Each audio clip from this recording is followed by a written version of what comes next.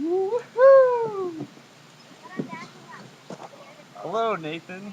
Oh, hey Trey. It's good to see you again. Good to see you too. What's going on? Well, just thought we'd finish up some more of our interview that we started a little earlier. So if you remember last time, we talked a little bit about globalization, kind of in general of the world, and also in particular the country of Bulgaria.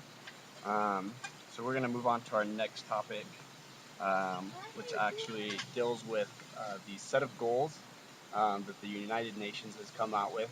They're called the Developmental Goals, and what these goals basically are is they in general are to help nations of the world to become, I guess, more developed, as well as to become, I guess, more advanced in their culture and in their countries. So I'm going to read to you what these 8 goals are and what they deal with. So the first one is they're trying to eradicate extreme poverty and hunger. Second is they're trying to achieve universal primary education. Third, they're working on promoting gender equality and to be able to empower women. The fourth is to reduce child mortality. Um, Also, fifth is improve maternal health.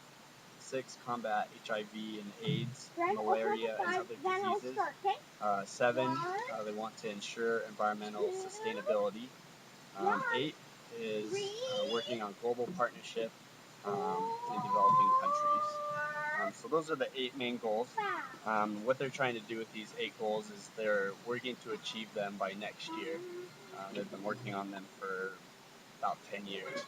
Um, and they hopefully are going to be almost close to achieving them by next year.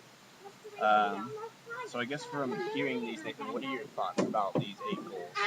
I'm actually winning.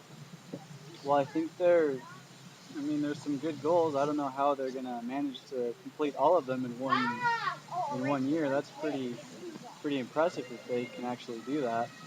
I think some of the goals are a little unreal, like eradicating poverty. That's not something you can do in just one year. I mean, they've been working on it for 10 years, I imagine, because it's kind of hard to get rid of. Yeah. But I think there were 3 goals that I liked. The second one about what was it? To achieve Universal primary education. primary education. I think that's one of the very doable ones. I mean, you just gotta get the schools out there and get education moving, and I think it's very key to get some of those kids in Bulgaria to especially be able to read. I think that's very important.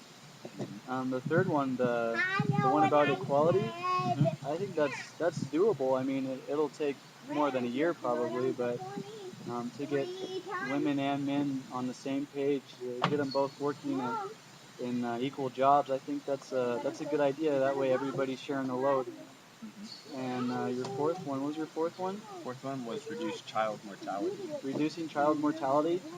I think that's a good goal to have. It's probably a little complicated because some things you can't avoid. I mean, child deaths are gonna occur, but to be able to lower that, you just gotta know who to help. Gotta be able to successfully strengthen your people and get everybody good jobs. I think that's the best way to prevent that. Is everybody has a decent job, which comes through education, and so I think those 3 goals can connect to each other, and I like those. Hmm. Those are interesting ones that you like out of there. Um, yeah, I thought these goals were really good because they kind of cover all the bases of things that countries struggle with.